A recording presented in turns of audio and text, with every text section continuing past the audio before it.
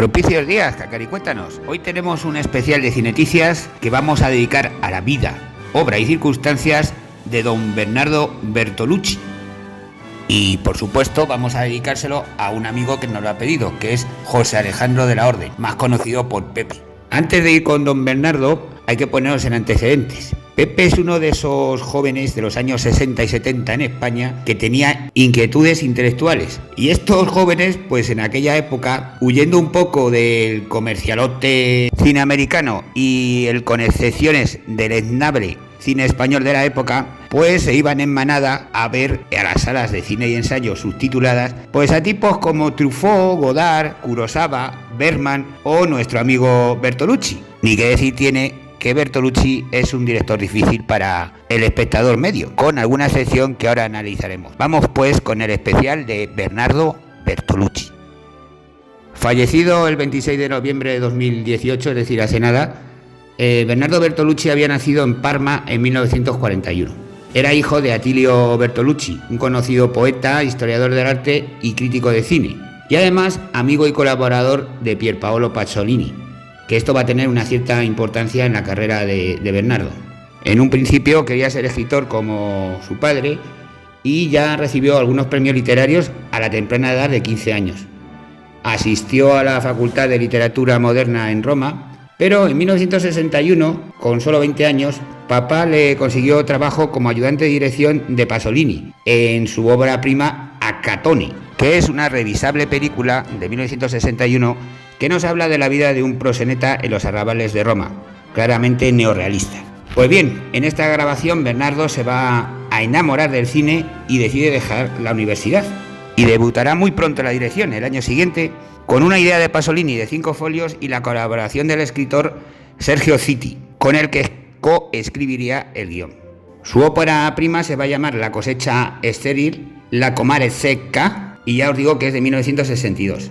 Es una de las películas que a mí sí que me gusta de él, es un thriller, o una peli de intriga mejor, lo vamos a llamar así, hablamos en español mejor, sobre el asesinato de una prostituta. Una película pues extraordinaria para ser de un debutante, y en ella, si bien se nota el influjo de Pasolini, por ejemplo en el estrato social de los protagonistas, que en este caso van a ser los sospechosos, pues ya vamos a intuir que Bertolucci se va a situar más en la Nouvelle Vague que en el neorrealismo que triunfaba en ese momento en el cine italiano. Los temas de la película son la muerte y el tiempo, ¿no? Y está claramente influida la película por Rashomon, de Akira Kurosawa. La acción se va a centrar en varios interrogatorios de los sospechosos y va a mostrar las diferencias que hay entre las confesiones y lo que realmente ocurrió. Como hilo conductor, la lluvia con que se inicia la película mientras la prostituta se prepara para ir a las calles a trabajar. Vamos a asistir a continuos flashbacks que nos van mostrando cada una de las percepciones de los protagonistas, con actores no profesionales, una fotografía claramente expresionista y un ritmo de cámara más ágil y móvil que quizá, por ejemplo, el de Pasolini. Esta la vamos a calificar con un 6 y revisable. Y cuando la veáis, fijaros en las similitudes que tiene con los 400 golpes de Truffaut o con Al final de la escapada de Godard. Es un análisis interesante. La siguiente película que rodaría en 1964 es Antes de la Revolución,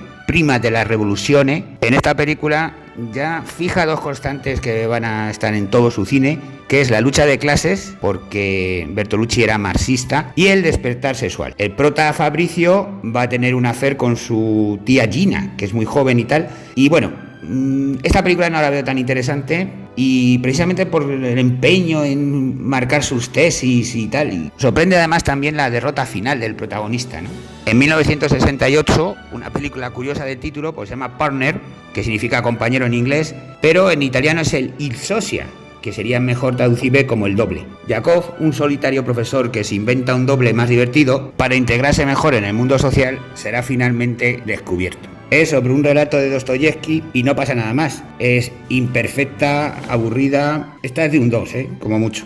En 1970, una de esas películas que los coñéfilos se mueren por ver, La estrategia de la araña, es considerada el ensayo europeo cinematográfico definitivo. Bueno, inconesa, aburrida, el montaje lo ha debido hacer un mono manco, o sea, algo. Lo único que destaca es que, eso sí, critica el marxismo por convertir a un traidor en un mártir. Pero bueno, para mí es una película perezosa, desangelada y muy difícil de ver. Le vamos a poner un 3. En 1970 vuelve a repetir película con El Conformista, una de esas grandes películas también, muy interesantes para la crítica, pero que a mí me aburrió sobremanera. Es una película de guión plano, una metáfora del pueblo italiano durante el estado fascista de Mussolini. Pero que vamos, que es una película que en 1 hora 40 minutos no pasa absolutamente nada. Bueno, vais a flipar con ella.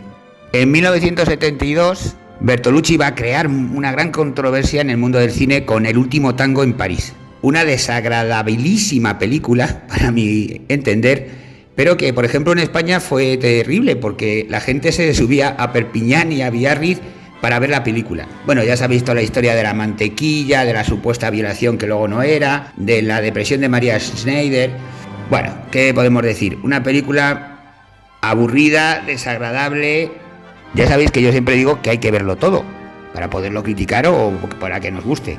Entonces sí que es una película que yo recomiendo ver, pero que sepáis que a mí no me gustó nada. Como anécdota, comentar que el papel de Maria Schneider lo iba a hacer en principio un chico.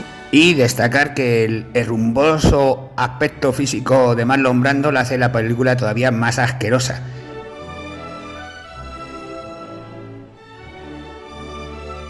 Bueno, y no todo van a ser palos. En 1976 rueda la extraordinaria Novecento, lucha de clases en la Italia de la primera mitad del siglo XX. Eso sí, 5 horas de metraje, O sea, es para una tarde larga. Protagonizada por Robert De Niro y un jovencísimo Gerard Depardieu, cuenta también pues con nada más y nada menos que Burt Lancaster, un por una vez estupendo Donald Sutherland y Sterling Hayden, que sabéis que es uno de mis actores preferidos. Estefanía Sandrelli, Ali Dawali, un montón de extraordinarios secundarios. Una película coral, eso sí, cuidado con los niños que hay sexo bastante explícito. Es la historia de 2 amigos que nacen el mismo día. Uno, Olmo Dalcó, de origen humilde y descendiente de trabajadores de la hacienda, y Alfredo Berlineri, que es nieto del patrón de la hacienda. Entonces vamos a ver pues que se hacen amigos a pesar de que son de 2 mundos muy distintos. La Primera Guerra Mundial, el fascismo y el final de la Segunda Guerra Mundial, que es donde empieza la película. Y ya no os cuento más, que no quiero destriparla. Este es un peliculón imprescindible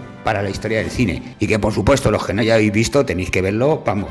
Pegamos un salto en el que Berlusconi contrae matrimonio en 1979, un matrimonio que duró hasta su muerte, con la guionista y directora británica Claire Piplow, hasta 1987, en que rodaría para mí su mejor película, El último emperador. 9 Oscar, entre ellos mejor película y mejor director, por una vez bien merecidos. Primera película que se rueda en la ciudad prohibida de Pekín. Primera ya película que hace Berlusconi con un poquito más de técnica, ¿verdad? Con una gran explosión de color. Es una película biográfica basada en el libro Yo fui emperador de China, que es una autobiografía de Aixin Gyoro Puyi, es decir, el último hombre que fue emperador de la China.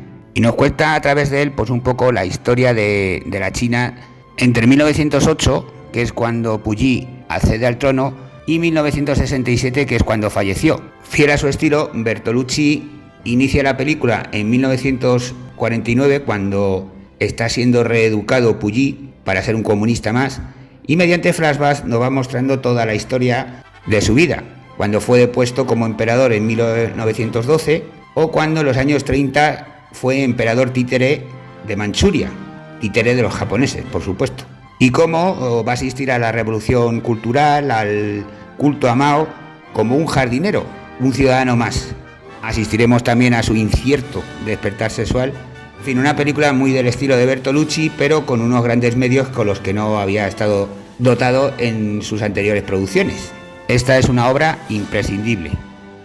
En 1990 nos va a traer otra buena película, El cielo protector, protagonizada por Debra Winger y John Malkovich. Y es una pareja de neoyorquinos que viaja a África buscando nuevas experiencias, y ella se va a echar un amante y tal. Película que nos gusta mucho, la verdad. En el 93 nos sorprende con otra gran película, El pequeño Buda. Una película sobre la reencarnación. Ya sabemos que también Bertolucci gusta de hablar de la muerte. Un tanto errática, y para mí el único problema que le podemos poner es que el protagonista es el deplorable Keanu Reeves. Sí, ya sé que mucha gente... Voy a perder 20 seguidoras o 30 en el internet, pero es que de verdad es que es un actor malísimo. Pero no consigue cargarse la película, porque la película también es extraordinaria. Otra que vamos a recomendar como muy buena de Bertolucci. A partir de aquí hace algunas mediocridades, como Belleza robada en el 96, protagonizada eso sí por una bellísima Liz Tyler y un extraordinario Joseph Fiennes, Jeremy Irons, Sidney Cusack. Bueno, mediocre, se puede ver, no está mal. En 2003 rodaría Soñadores, una plasta de película sobre el mayo del 68 francés, que todavía algunos creen que sirvió de algo, y el despertar sexual de un muchacho protagonizado por Michael Pitt, que es probablemente uno de los peores actores de la historia. Eso sí, incentivo que vamos a ver a Eva Green desnuda casi toda la película. Otra cosa, algún pervertido ya está pensando, oye, voy a verla. De verdad que no merece la pena, Otro aburrimiento de interiores de, bueno, el típico Bertolucci que no nos gusta. Y remata su carrera con un plastoso film que se llama Tú y yo, de 2012, que es la historia de un chico que no se quiere ir de vacaciones y se queda en el sótano de la casa de sus padres. Entonces tiene una prima en edad de merecer y de nuevo asistimos al despertar sexual de un muchacho adolescente. Ningún interés de película. Bueno, pues resumiendo, Bertolucci es para mí un director muy irregular, con algunas maravillas de películas y otras que son absolutamente infumables. Y es un director de tipo almodovariano, es decir, que siempre cuenta lo que le da la gana, siempre lo mismo, con tintes autobiográficos, y toda su producción está centrada en la muerte, el marxismo y el despertar sexual. Y con el añadido de que, ya sabéis cómo es la crítica, si es de don Bernardo Bertolucci es una gran película. Pues no, señores, tiene películas bastante flojitas. Nos quedamos con la primera, La cosecha seca. Podríamos revisar El conformista y El último tango en París, solo si no lo habéis visto, si no ya sabéis que no. Y recomendamos Novecento, El último emperador, El cielo protector y El pequeño Buda. Otras películas, si queremos ahondar un poco, pues Belleza robada, Soñadores y quizá Prima de las revoluciones y La estrategia de la araña.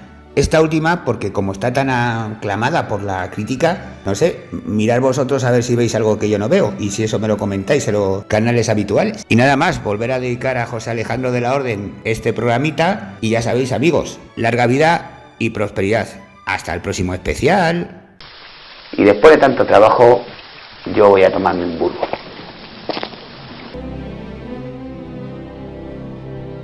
Una cosa, si en alguna ocasión he dicho Berlusconi en lugar de Bertolucci, me perdonáis, porque es que los confundo continuamente.